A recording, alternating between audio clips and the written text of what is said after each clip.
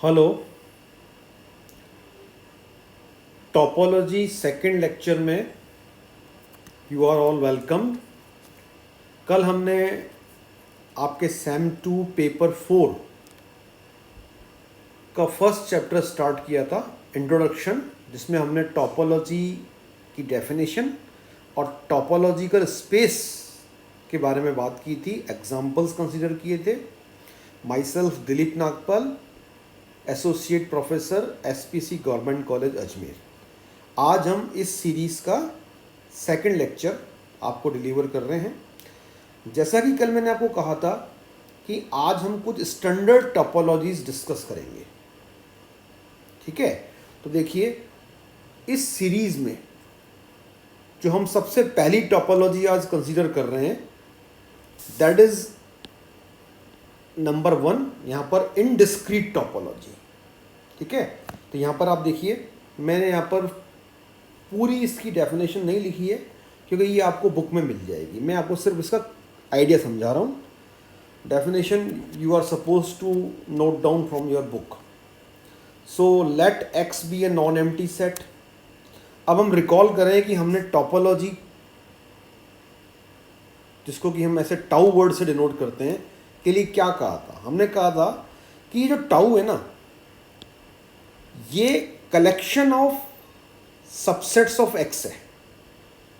दूसरे शब्दों में, टाउ पीएक्स के एलिमेंट से बना हुआ एक सेट है, और स्पेशल केस में ये टाउ पीएक्स के इक्वल भी हो सकता है। या तो ये टाउ पीएक्स का सबसेट होगा या ये पीएक्स के इक्वल होगा। अब आप, अगर मैं आपको एक क्वेश्चन रखूं आपके सामने कि अगर कोई सबसे स्मॉलेस्ट टोपोलॉजी हमें किसी सेट के लिए बनानी है, स्मॉलेस्ट, सबसे छोटी, तो टाउ के अंदर मिनिमम नंबर ऑफ एलिमेंट्स कितने हो सकते हैं? How many minimum elements A smallest topology can have? तो इसका आंसर है 2। देखिए इधर आप, ये एक टाउ है। यहाँ पर आप देखिए, रेड कलर से मैं इसको एरो कर रहा हूँ। इसका नाम यहाँ आप नोट कर रहे होंगे कि यहाँ पर लिखा है आई। तो ये चूंकि एक स्पेशल टाउ है, इसलिए इसका नाम हमने स्पेशल रखा है आई। अब इसकी क्या स्पेशलिटी है? इसकी स्पेशलिटी ये है, it contains only 2 elements, phi and x.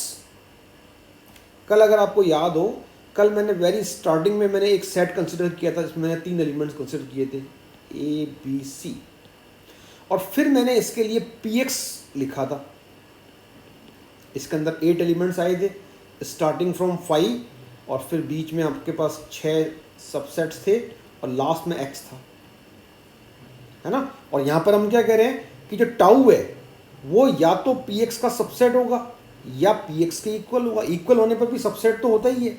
तो यहाँ पर जो मैंने टाउ क्रिएट किया है, इसमें ओनली फर्स्ट और लास्ट एलिमेंट मैंने कंसिडर किए हैं, 5 और एक्स इसके अंदर। ये देखिए इधर। तो जब कोई टाउ, अच्छा, इसके पहले कि हम इसको कहें कि ये टोपोलॉजी है, तो we first check the 3 axioms T1, T2, T3 for this tau. यानी कि अगर मैं इसको टाउ क्लेम कर रहा हूँ तो नेचुरल सी बात है कि मैंने पहले इसके लिए T1, T2, T3 तीनों कंडीशंस चेक कर ली हैं। तो आप, हम इसको यहाँ ओरली चेक कर लेते हैं। देखिए आप, T1 क्या इसमें सेटिस्फाइड है? T1 क्या कहता है कि 5 और x टाउ में होने चाहिए। तो यहाँ तो टाउ बना ही 5 और x से है, इसमें केवल 5 और x है। T2 क्या कहता है? Intersection of any 2 subsets should again belongs to tau. तो यहाँ पर चूंकि टाउ के अंदर केवल 2 ही सबसेट है, और इनका इंटरसेक्शन क्या होगा? अगर मैं 5 और x का इंटरसेक्शन लिखूँ तो आई विल अगेन गेट 5, क्योंकि 5 का इंटरसेक्शन किसी भी दूसरे सेट के साथ 5 होता है, और 5 अगेन इसके अंदर है आई में। और फिर हम T3 में क्या कहते हैं कि collection of, union of arbitrary collection must also belongs to tau. तो यहाँ पर आप किन किन का यूनियन लोगे? नेचुरली इन्हीं दो को लेंगे, क्योंकि इस वाले टाउ में केवल यही 2 एलिमेंट्स हैं। तो अगर आप फाई और एक्स का यूनियन लें तो फाई और एक्स का यूनियन अगेन एक्स आएगा, तो X is again belongs to this collection. इसका मतलब ये हुआ कि अगर मैं कलेक्शन ऑफ सबसेट्स में केवल दो सबसेट्स लूँ, number one is phi and number 2 is x, then this is the smallest collection which is claiming it to be a topology। तो अगर कोई किस, देखिए इधर ये सेट कोई भी है, यहाँ पर x कोई स्पेशल सेट नहीं है, तो किसी भी x सेट के लिए अगर आप एक ऐसी टोपोलॉजी क्रिएट करते हैं जिसमें केवल दो एलिमेंट्स हों, फाई और x, तो इस तरह की टोपोलॉजी को हम बोलते हैं इनडिस्क्रीट टोपोलॉजी।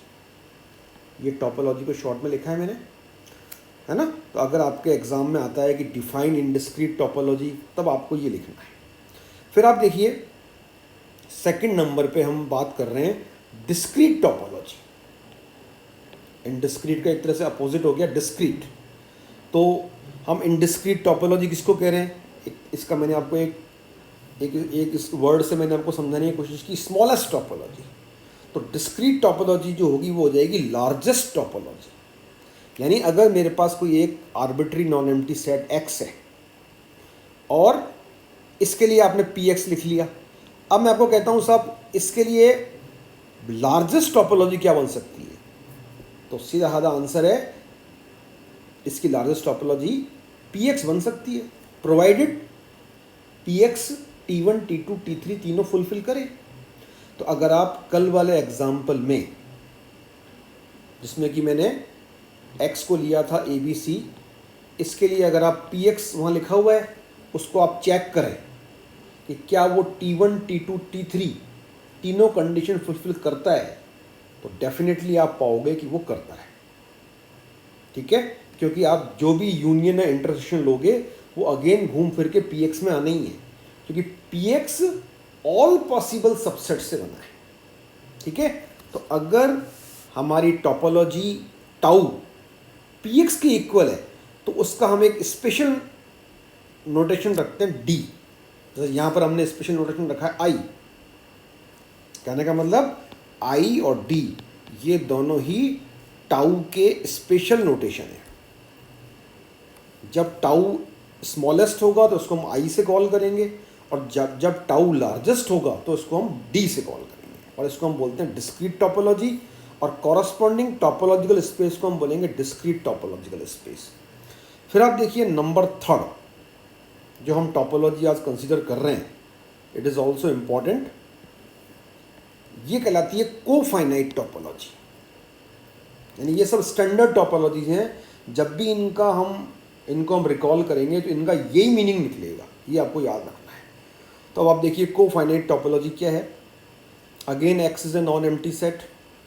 अब यहाँ पर आप टाउ को एक ध्यान से समझिए आप, क्योंकि यहाँ पर जो हम टाउ लिख रहे हैं वो एक वर्बल वे में लिख रहे हैं, यानी टाउ को हम यहाँ पर एक लैंग्वेज के थ्रू डिफाइन कर रहे हैं। पहले हम इस लैंग्वेज को अंडरस्टैंड करेंगे और फिर हम समझ जाएंगे कि साहब ये टाउ कैसे बनी है। ठीक है, देखिए what is tau, it is family. ये वर्ड शॉर्ट में लिखा है फैमिली, इसकी जगह आप कलेक्शन भी लिख सकते हैं। किसकी फैमिली, सबसेट्स ऑफ एक्स।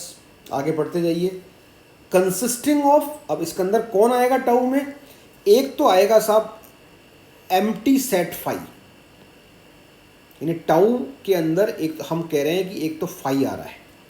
दूसरा कौन आ रहा है टाउ के अंदर, all those non empty subsets of x.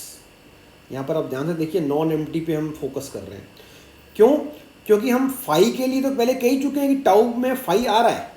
अब टाउ में फाई के अलावा कौन आ रहा है, टाउ में फाई के अलावा वो सभी नॉन एम्प्टी सबसेट्स आ रहे हैं, किसके, एक्स के, हुज कॉम्प्लीमेंट्स आर फाइनाइट। यानी कि अगर मैं ये कह रहा हूँ कि एक कोई सबसेट ए है मान लीजिए, वो टाउ में आ रहा है, कब आ रहा है, तो इसकी कंडीशन है जब ए डैश फाइनाइट है, ये मतलब होगा। जहाँ ए डैश कौन है, ए डैश ए का कॉम्प्लीमेंट है, जिसको हम हिंदी में कहते हैं पूरक। अब पूरक को हम यहाँ पर और क्लियर कर दें। पूरक का मतलब क्या है, ए बेसिकली कौन है, देखिए आप, चूंकि ये टाउ का मेंबर है तो ये ए आपका सबसेट ऑफ एक्स है, क्योंकि टाउ किससे बना है, family of subsets of x, A is a subset of x. तो ए का अगर मैं कॉम्प्लीमेंट लिखूंगा तो वो इस तरह से लिखा जाएगा, ए डैश बराबर एक्स माइनस ए। कॉम्प्लीमेंट ऐसे लिखिए, कॉम्प्लीमेंट का फॉर्मूला या तरीका है लिखने का, ठीक है। तो लेट अस रिपीट कि ए टाउ में हम कहेंगे आ रहा है, अगर हम ये चेक कर लें, अगर ये फाइंड कर लें कि ए डैश फाइनाइट है, और ए डैश कौन है, कॉम्प्लीमेंट ऑफ ए, और कॉम्प्लीमेंट ऑफ ए कैसे निकलेगा, एक्स माइनस ए करने से, ठीक है। तो इन दिस वे ये हमको एक लैंग्वेज के फॉर्म में टाउ गिवन है, और हमें प्रूव करना है then prove that tau is a topology for X, ठीक है। So let us start. तो आप देखिए, सबसे पहले मैंने स्टार्ट किया राइटिंग गिवन, हम लिख देंगे ये वर्ड गिवन। गिवन क्या है, टाउ। अभी हम इसको टोपोलॉजी नहीं करें, देखो कई बार क्या होता है हम स्टार्ट तो उसका नाम टाउ रख के करते हैं, लेकिन हम इसको टोपोलॉजी जब बोलेंगे जब ये T1 T2 T3 तीनों कंडीशंस इस पे होल्ड कर जाएंगी। तो पहले तो हम लिख रहे हैं कि व्हाट इज टाउ। तो टाउ कौन है बताओ, टाउ के अंदर आ रहा है फाई, यहाँ देखिए आप एम्प्टी सेट फाई आ रहा था, एंड ए। अब यहाँ पर ए कौन है, ए इज दैट एनी सेट जो कि इस कंडीशन को फुलफिल कर रहा है। ये मैं आपको बता चुका हूँ ऊपर क्या क्या कंडीशन है, वापस से पढ़ लें। एक तो ए नॉन एम्प्टी है, सबसेट एक्स का है, और इसका कॉम्प्लीमेंट ए डैश फाइनाइट है। तो अगर ऐसे मान लीजिए ऐसे 10 सेट है ए, तो 10 के 10 इस कंडीशन को फुलफिल कर रहे हैं, तो वो 10 के 10 टाउ में आएंगे, और एक 11वां ये हो जाएगा फाई। तो A is not one set, A is all दो सेट्स जो कि इस कंडीशन को फुलफिल कर रहे हैं, ओके। अब हम यहाँ पर T1 T2 T3 एक एक करके इस पे प्रूव करवा रहे हैं। तो देखिए नंबर वन T1 में क्या प्रूव करना होता है, T1 कहती है कि फाई और x टाउ में आना चाहिए। तो फाई तो देखो बाय डिफॉल्ट ही आ रहा है, हम यहाँ क्या करें, phi belongs to tau, given है ये, तो यहाँ देखिए इधर phi is already given in tau. अब हमें प्रूव करना है x बिलोंग्स टू टाउ, ये मेरे मन में रखी बात मैंने, और यहाँ पर मैंने इस बात को दोहराया कि a बिलोंग्स टू टाउ कब कहता हूँ मैं, जब मैं a के लिए ये वाली बात प्रूव कर दूँ कि a डैश फाइनाइट है। तो अगर मुझे यहाँ पर x belongs to tau prove करना है इसकी जगह, तो मैं क्या प्रूव करूँगा कि x डैश फाइनाइट है। तो देखिए आप, it is very simple now, अगर हम बात को समझ गए, हमने x डैश निकाला, तो देखिए आप x डैश बराबर लिखा मैंने, और x डैश का फॉर्मूला क्या होगा, a डैश के फॉर्मूले से मैंने x डैश का फॉर्मूला लिख दिया, a dash equals to x minus A. तो x dash equals to x minus x, A की जगह x पुट कर दिया, but x minus x is nothing but phi. यहाँ माइनस का मतलब क्या है, यहाँ माइनस का मतलब वो हमारा नॉर्मल सब्ट्रैक्शन नहीं है, यहाँ माइनस का मतलब है एक्सक्लूड करना। मतलब अगर मेरे पास एक सेट है x, सपोज इसके अंदर 4 एलिमेंट्स हैं a b c d, और एक सेट इसका सबसेट है a, इसके अंदर एक ही सिंगलटन एलिमेंट है मान लीजिए b, तो इसका a डैश आ जाएगा, x माइनस ए आ जाएगा x में से a के एलिमेंट को निकालने से, एक्सक्लूड करने से, that is a c and d, ठीक है। तो ये तो खैर एक सिंपल सी बात है, I hope you all know. अब आप देखिए इधर, तो what is x minus A, x में से अगर x को ही निकाल देंगे तो I have left with only phi. तो I am claiming that x dash is phi and phi is finite. इसका मतलब अगर x डैश फाइनाइट है तो I can write x belongs to tau. तो T1 is proved. Now I comes for T2। T2 क्या कहता है, याद कीजिए कल वाला लेक्चर, आपको 2 सेट टाउ में एज्यूम करने हैं, लेट करने हैं, एज्यूम कर लिया हमने। अब प्रूव क्या करना है कि इनका इंटरसेक्शन भी टाउ में होगा, ये साइड में लिख रहा हूं मैं। तो इसको आप ए की तरह ट्रीट कीजिए कि ये ए है और इसको मुझे टाउ में प्रूव करना है। तो इसके लिए मैं क्या प्रूव करूँगा कि इसका कॉम्प्लीमेंट फाइनाइट है। ठीक है, तो देखिए आप, तो हम इसको प्रूव कर रहे हैं। सबसे पहले मैंने क्या लिखा कि G1 G2 अगर टाउ के मेंबर हैं तो इन दोनों के कॉम्प्लीमेंट्स फाइनाइट होंगे, क्योंकि ये तो टाउ की डेफिनेशन है कि टाउ में कौन है, जिनके कॉम्प्लीमेंट्स फाइनाइट है। अगर ये दोनों सेपरेटली दोनों फाइनाइट हैं तो इन दोनों का यूनियन भी फाइनाइट होगा। सिंपल सी बात है। यहां पर आप चाहो तो एक रीजन लिख सकते हो कि union of two finite sets is 100% finite. अब यहां पर अगर हमने एक सेट थ्योरी का रिजल्ट लगाया है जिसको हम कहते हैं डी मॉर्गन्स लॉ, ये आपको आता होगा। G1 dash union G2 dash को I can write G1 intersection G2 whole dash, ये होता है। ठीक है, अब आप देखिए यहां पर आप इसको ऐसे समझिए कि इसको आप G1 इंटरसेक्शन G2 को ए ट्रीट कीजिए, इसको ए मानिए आप। तो ये लाइन क्या कह रही है, ये कह रही है ए डैश इज फाइनाइट। और ए डैश जब फाइनाइट होता है इसका मतलब होता है A belongs to tau according to this definition. तो इससे क्या प्रूव हो गया, G1 intersection G2 belongs to tau. तो हमने G1 G2 दो मेंबर टाउ के लेकर क्या प्रूव कर दिया कि इनका इंटरसेक्शन भी टाउ में है।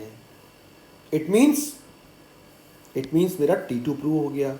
Now last I am going to prove T3 हर केस में। ऐसे आप बहुत सारे एग्जांपल आपको बुक में मिलेंगे जिसमें हमने एक कलेक्शन को टोपोलॉजी प्रूव किया है। तो वहाँ पर आप पाएंगे कि हर केस में T3 प्रूव करना थोड़ा सा लंबा काम होता है। जैसे मीट्रिक स्पेस में M4 प्रूव करना लंबा काम होता था, ऐसे यहाँ पर T3 के लिए बात होती है। तो देखिए अब T3 में हम स्टार्ट किससे करते हैं, हम एक आर्बिट्री कलेक्शन लेके स्टार्ट करते हैं टाउ का। मतलब ये सारी बातें उसी को समझ में आएगी इसने कल का लेक्चर पढ़ा होगा, क्योंकि हमने वहाँ क्या कहा था कि whenever there is a collection belongings to tau, तब इस मुझे प्रूव क्या करना है, तब इस कलेक्शन की यूनियन जो होगी वो भी टाउ में होगी, ये मुझे प्रूव करना है। तो इसको अगर टाउ में मुझे प्रूव दिखाना है कि ये है, तो मुझे इसका कॉम्प्लीमेंट फाइनाइट प्रूव करना होगा। क्या प्रूव करना होगा, इसका कॉम्प्लीमेंट फाइनाइट है। तो देखिए आप, सबसे पहले मैंने क्या कहा, इसको आप लेकिन यूँ समझिए कि ये एक कलेक्शन है। तो इसके अंदर 5 मेंबर भी हो सकते हैं, 7 मेंबर भी हो सकते हैं, 15 member, 20 member, 50 member, arbitrary collection. Even इसके अंदर इनफाइनाइट मेंबर भी हो सकते हैं। तो ये कलेक्शंस हैं सेट्स का, ठीक है। और ये सब के सब टाउ को बिलोंग कर रहे हैं, यानी ये सब के सब जी लैम्डा कहाँ बैठे हैं, ये सब के सब टाउ में बैठे हैं, ठीक है। तो अगर सारे के सारे टाउ के मेंबर हैं तो इन सब के कॉम्प्लीमेंट फाइनाइट होंगे। ये लिखा देखो मैंने, G lambda dash must be finite for all lambda belongs to index set, ठीक है। अब इसके बाद मैंने यहाँ पर एक सिंपल सा रिजल्ट आगे की लाइन में प्रूव किया। देखिए लिखा है कि अगर बहुत सारे सेट्स हैं, कलेक्शन है सेट्स का, और सबके सब फाइनाइट हैं, तो क्या अगर आप फाइनाइट सेट्स, चाहे वो गिनती में 10 हो, 20 हो, इनफाइनाइट ही क्यों ना हो, अगर आप उन सब का इंटरसेक्शन लेते हैं, इंटरसेक्शन, तो फाइनाइट आएगा। यूनियन के लिए आप नहीं कह सकते कि फाइनाइट आएगा, but intersection of any number of finite sets is guaranteed finite set. तो ये मैंने कहा यहाँ पर। फिर यहाँ पर अगर अगेन मैंने डी मॉर्गन्स लॉ अप्लाई कर दिया, ठीक है। डी मॉर्गन्स लॉ में क्या होता है कि ईच मेंबर पे जो डैश है वो होल पे चला जाता है, ये नोट कर रहे हैं आप। और sign of intersection is change to union. तो ये बात समझ में आ गई होगी आपको। अब आप देखिए फिर अगेन वही वाला तरीका कि इसको आप ए ट्रीट कीजिए, ए, ये ए मानिए इसको आप। इस लाइन में हम क्या कह रहे हैं, ए डैश इज फाइनाइट। तो जब भी हम कहते हैं ए डैश फाइनाइट है तो इसका सीधा साधा कॉन्सिक्वेंस होता है ए बिलोंग्स टू टाउ। तो in this way I can say that this belongs to tau.